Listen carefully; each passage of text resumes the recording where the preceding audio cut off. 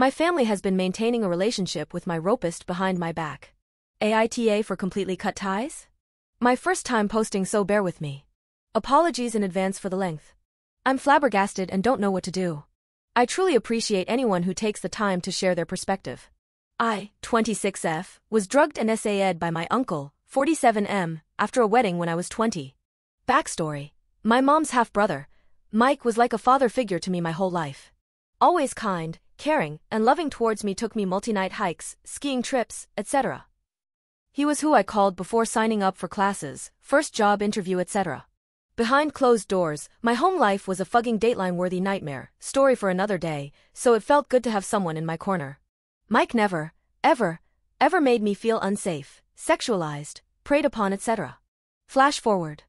I'm 20 years old and just broke up with my long-term BF. I was down in the dumps.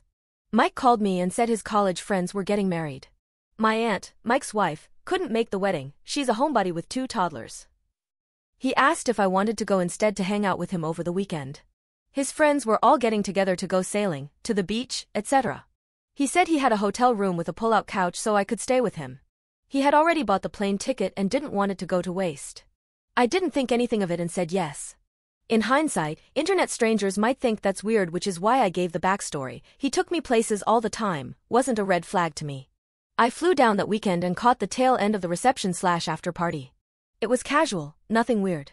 He brought me 3 to 4 drinks over the course of like 4 hours, and the next thing I know I wake up naked in bed, unable to physically move, drifting in and out of consciousness, and he's trying to have sex with me.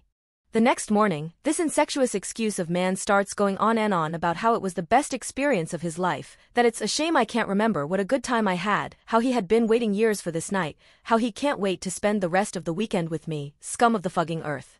Oh, and he makes me take Plan B. It's worth mentioning that he folded my clothes from the night before and laid them out like a goddamn display. Fucking psycho. I'm full-blown panic mode and don't know what to do, plus still a bit loopy. I ask him if he can get me a toothbrush from the reception, and when he leaves I flee for dear life. No idea where I'm at, so I Uber to the airport, call the police, they go to the airport and I file a report. The police told me it would be my word against his and that it was weird that I got a hotel room with my uncle. They handed me a crisis hotline number and wished me luck. I was putting myself through college, poor as hell, and didn't have enough money to fly home early. A construction worker saw me crying at the Delta counter and paid for my plane ticket home. He didn't speak English and refused to give me his info to pay him back. I decided right then and there that good things can still happen to me. Mike stole an entire day from me, but he doesn't get to steal my entire life. I got home, got therapy, got my master's degree, got out of the trailer park, and got on with my life. I own a 7-figure business, have been happily married for 3 years to the most amazing, and I think about that construction worker daily. Happy ending. Mostly. I still had to deal with the aftermath of this event. All I wanted was me never having to see Mike, interact with him, or deal with him ever again, and for this information to not be spread around unnecessarily.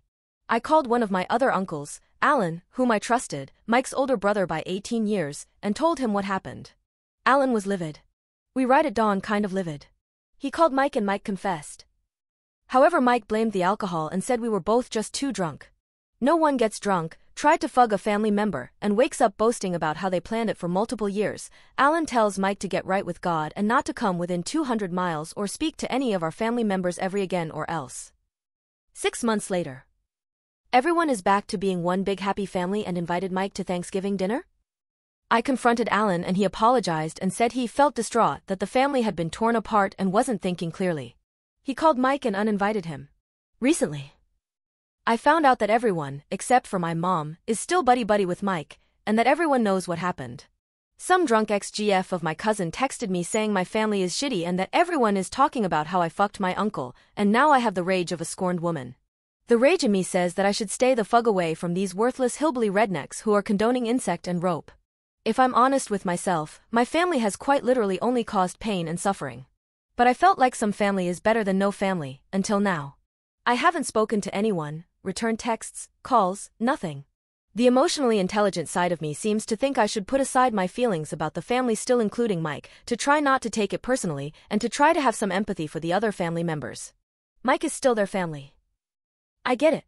My Southern, Bible Belt Baptist family likely didn't want to come to terms with the news. God wouldn't let that happen. Or God will teach a lesson, work a miracle, etc. through this. That's typically their stance on sensitive matters. A lot of them, if not most of them, have existing substance abuse issues and also had shitty stuff happen to them. We just don't talk about these things since it's not proper. My biggest conundrum is that I feel so bad that my mom knows about this and I don't want to make things hard on her since she is really involved with the family, except for Mike, of course. I have a great relationship with her, see her frequently, and talk to her every day. I can hear that suppressed sadness in her voice when I say I'm not going to XYZ family event. So now I fucking guilty and like I'm being dramatic about the whole ordeal. AITA for cutting ties? AITA, please be kind. It's been a long 5 years. I'm doing the best I can.